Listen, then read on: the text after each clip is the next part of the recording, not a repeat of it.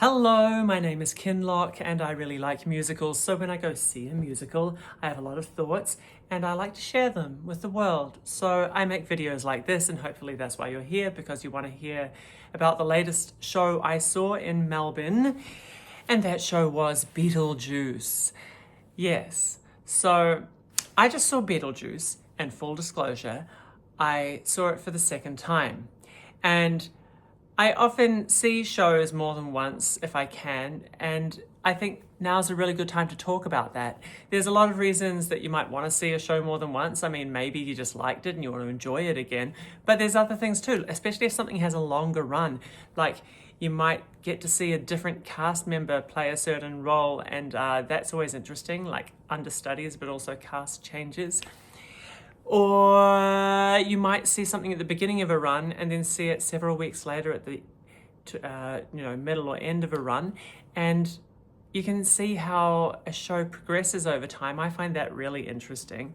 You might just want to sit in a different seat, because sometimes sitting in a different place gives you quite a different experience of the show. Sometimes it doesn't. Yes. Sometimes you go see a show and you're sitting amongst a whole lot of drunk people and it ruins the experience and you want to go back and experience it the way it's supposed to. Anyway, I digress. So I went to see Beetlejuice last night for the second time, and I had such a different reaction to the first time I saw it. Don't get me wrong, I enjoyed it the first time I saw it, I did. But the second time I saw it, I didn't just enjoy it, I loved it. I was like, this is wonderful. So let's talk about some of the reasons that happened. Okay, so when I first saw the show, I hadn't seen the film in yonks, and it lived somewhere in the back of my brain, but it was a very fuzzy version of the show, and my main memory of the show is just that I wasn't allowed to watch it when I was little. Because my parents thought, oh, occult, demons. And so I didn't see it till I was an adult, and then I was like, oh, what's the big deal? Okay. And it just didn't really make much of an impression. And so I went to see the stage show, and it occurred to me that maybe I should be more familiar with the source material, but I was also under the impression that the two things are quite different. So I thought, let's just see if this works on its own and, can just stand on its own 2 feet, as it were. And for the most part, it did. When I saw it the first time, I enjoyed the music. I loved the spectacle of it all. And Act 1 made a lot of sense to me. Act 2, I just thought was like a completely different story. To me, it felt like, when you're watching a TV show and it runs for several seasons, and maybe you haven't seen it in a while, and then you tune back in again and you're just like, what happened? And it's like the whole thing about jumping the shark, and you're just like, what? They've got a talking dog now, and Monica and Chandler are married? Well, I don't get this at all. That's not the version of the show I love and remember, or whatever, from back in the day. And this kind of felt like that. Between Act 1 and Act 2, I was like, what happened? What did I miss? This feels like a different thing all of a sudden. That was my experience of watching it the first time, and I was a little bit bewildered by it and kind of put out a wee bit. Which is not to say that I didn't laugh my head off. It's not to say I didn't love all the songs, and the talent on stage is remarkable. So I'm not detracting from any of that. I just found the story bonkers, and the structure of it, I was like, that's not really how you structure a musical usually, so what? And so some of the bits that were supposed to be more emotional, the payoff wasn't there for me because I hadn't felt the setup earlier on. Cut to now, and I saw it a second time last night, and one of the differences is that I did watch the film. So I watched the film earlier this week, and then I went to see the show last night, and so the film is very much fresh in my mind. And even though they are quite different, having seen the film, it actually explains some of the choices that happen in the show that I thought were just a bit strange and random and maybe irrelevant, but I was kind of like, oh, well, now I get why that was included, or why this song was there, or like why there's this whole marriage subplot that I found kind of creepy and dated. Yeah. So because I was able to like make those connections, and also because I just managed to catch a lot more of the lyrics, or like different lyrics to last time or something, and some of the dialogue, I realized that there were a few things that I'd missed the first time I'd seen it. And when you miss something, you don't know whether it's important or not.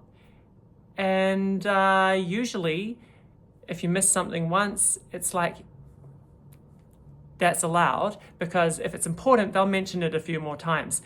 But Beetlejuice doesn't really do that. There's a few things that I thought were quite important to setting up the arc of each character and the like emotional beats of the show, that sort of like you only really get one chance at like getting this set up, and if you missed it, well, you're gone. Let me give an example, because I'm being a bit vague. Okay, so the first time I saw it,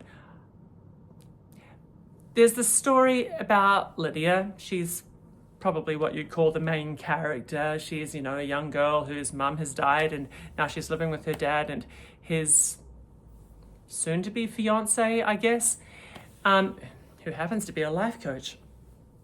Anyway, so Lydia and her dad, the relationship between them.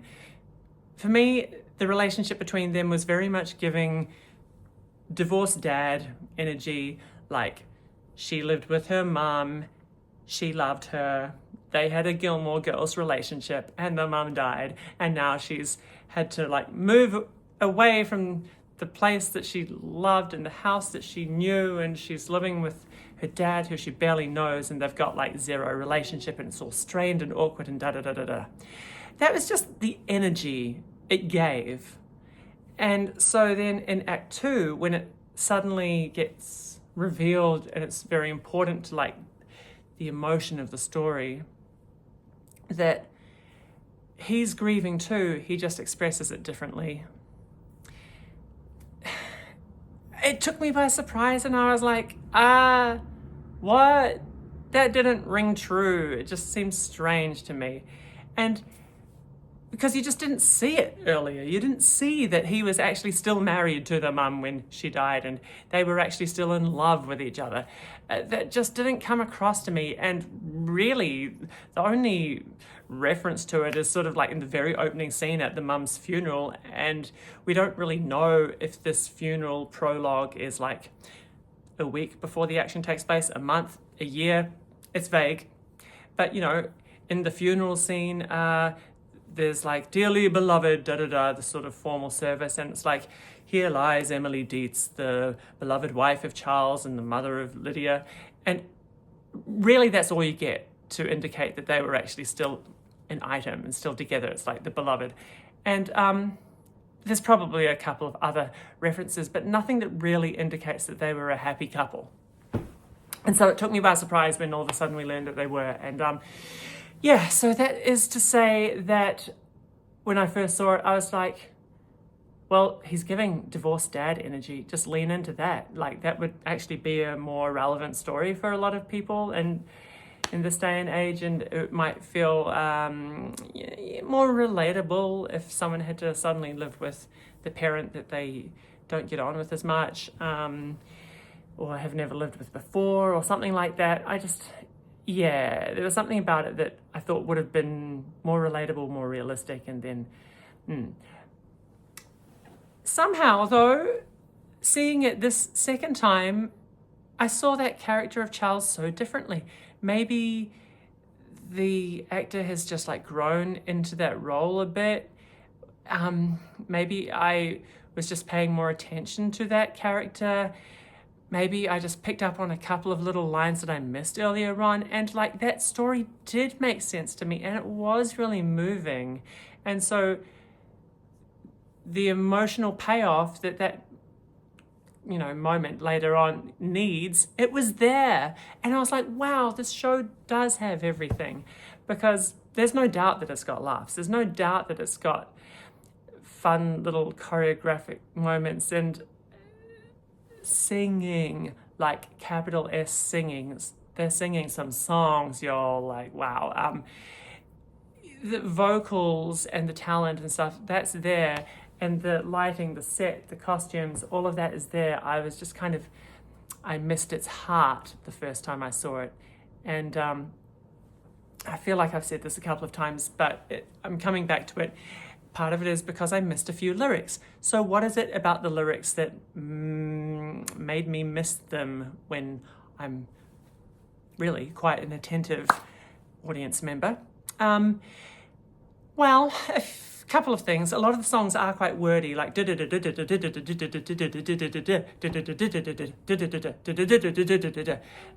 those are all words. It's like a lot to kind of keep up with, and it's not like other pop songs or even some musical theatre songs where you might continually be coming back to the same chorus and repeating a thought.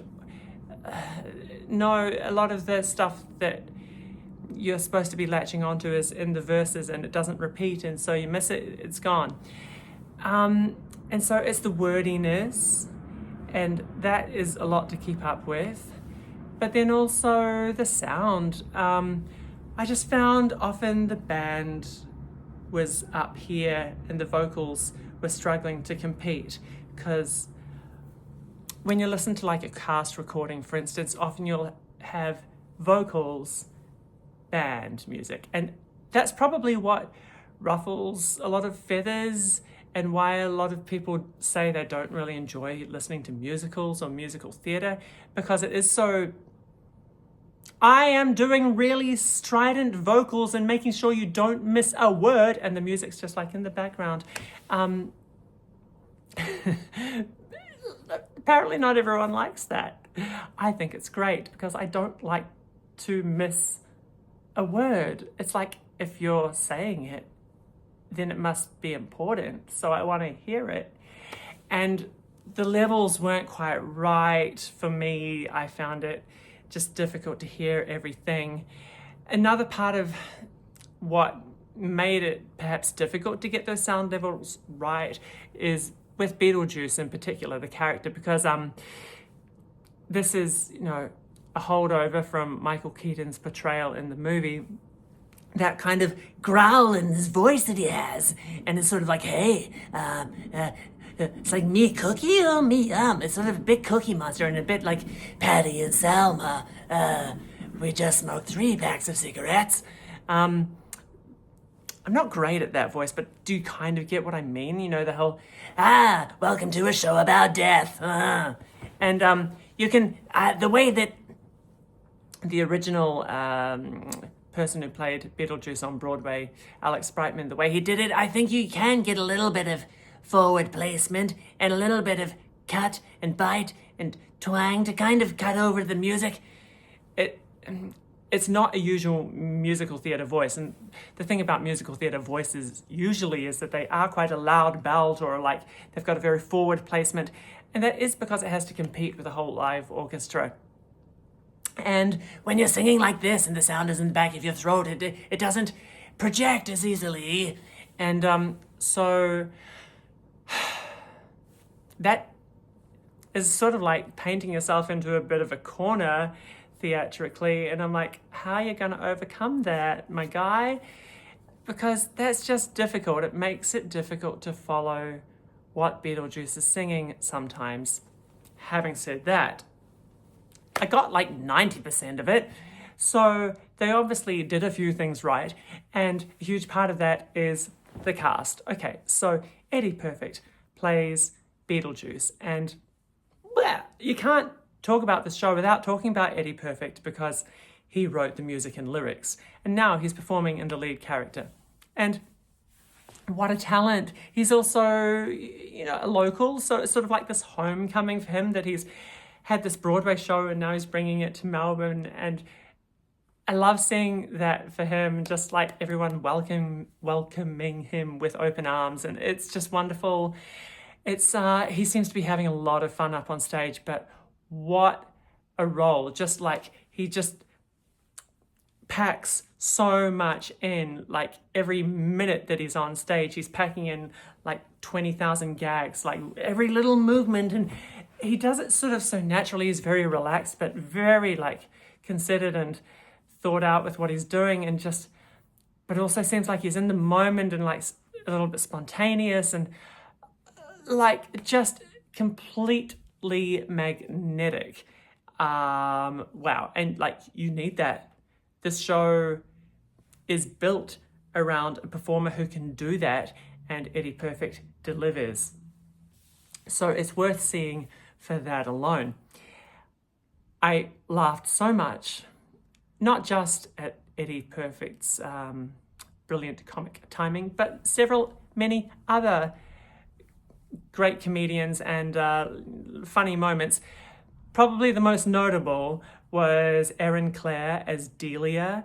Delia she's a life planner in this, which is sort of the newest character, most fabricated specifically for the musical version. Like in the film, if you can imagine the Catherine O'Hara role who plays the like Lydia's stepmom, this is kind of that role, but done differently. She's not the stepmom yet, and also she's introduced into Lydia's life as I will be your life coach. So there's a different relationship there. She's very hippy-dippy and kind of trippy, and she's so funny. It was such a refreshing character to see. She's like a cross between Paulette from Legally Blonde and Moira Rose from Schitt's Creek. Imagine mushing them two together and you get this wonderful, wonderful presence performed expertly by Erin Clare, who, I don't know, but she was possibly my favorite discovery of the show. Just like, oh, who is that? I want to know more about her. I'm going to mention a couple of other little performer things, even though it's not usually what I venture into, but the other performer I really wanted to shout out was, what's her name? Elise McCann. She's got a wonderful career. She's like no stranger to musicals in Australia. But just, she plays the Gina Davis character who dies and then kind of gets stuck inside this house and sort of haunts it. And Lydia, the young girl, can like see these ghosts, but most people can't. And so those characters, Barbara and Adam, so that's Elise McCann and Rob Johnson, they befriend Lydia, played by Karis, and they sort of become these friends, and they are sort of on again, off again with Beetlejuice, but they sort of are like our main four people who sort of hang out in the we can see ghosts world, and then they sort of play tricks and stuff on the people who are in the I can't see ghosts world, like i.e. life, humans. And so where was I going with that? Elise McCann, yeah. She gets my favorite vocal moment in the show. Wow, she can certainly compete with a full band or orchestra. Throw all the instruments against her, she will come out on top. So there's this song in Act 2 where she and her husband, the characters, they're like, oh, we're gonna reinvent our lives, and yes, we are gonna become scary ghosts or something. And those characters are called the Maitlands, and the song is called the Maitlands 2.0 because they are reinventing themselves. Get it? And so it starts off just her song, and then he joins in, and it's a duet, I guess, like he's there, but really, in my mind, when she's singing, I lose perspective of what else is going on because her voice is just insane, and she's belting out these crazy, crazy, crazy high notes and nailing every one. And I was just like, whoa, please riff more. What is going on? Like this, she blows my mind, and that made me very happy. So also the sort of thing that's just like, that alone is worth seeing the show, honestly. Did I want to say anything else about this show?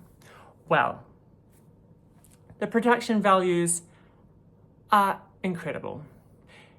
The costumes, the sound. I know I had a few gripes about the levels between the singers and the band and that level of sound, but it does also sound good, but the other aspect of the sound that I particularly enjoyed was sound effects that really accentuate some comic moments. And you might see that in like a variety show or like an old school sitcom where it's like boing, boing, boing, boing, or it's like, you know, like imagine like a Looney Tunes thing where like someone's jaw hits the floor and it's like, "Bah," and it's like, "Da," and their tongue rolls out, it's like, "Da, da, da, da, da, da." There's the sound effects that go along with everything. And to do that live on stage takes such precision and practice, and like is sort of unexpected, but very cartoony, and I just loved it. I really loved it. It was woven into the fabric of the show very well. I also particularly loved the set. So it's pretty much all just set inside a house. How is that going to be interesting? And yet, I loved it. So for one thing, it pays homage to like that Tim Burton aesthetic of, you know, things being a bit quirky and cartoony. And it's sort of a little like a forced perspective thing with like weird angles. And it's fairly straightforward, open space, living room, some walls, a roof. But because the house changes owners a few times, it gets redecorated a few times. And when that happens, it's just like, whoop, magic. It just changes. Like suddenly everything's a different color. Oh, there's furniture that wasn't there before. And I don't know, like the walls went from looking old and falling apart to looking very modern. I'm really not doing it justice with how I describe it with my words, but trust me when I say to look at, it's pretty exceptional. And just the magic of it switching from one thing to the other, it was really fun. And then some of the stupid decor that they come up with, especially when they're going for like the tacky decor of Lydia's father and his soon-to-be fiance. Yeah, that's really fun and silly. So I really loved it, if you can't tell. Act 2 is still a bit bonkers and might alienate a few people who don't get it, because that was me. And it does sort of raise the question of like, how much research are you supposed to do before you go see a show? Like, do you need to watch the film first? Like, do you need to listen to the cast recording first? And like, no, you don't need to do those things. You can still enjoy this without it, but I think you'll enjoy it more with it, because there are just references and moments that make a lot more sense if you're familiar with the material. That's pretty much what I wanted to say about Beetlejuice. So, thank you. That's all.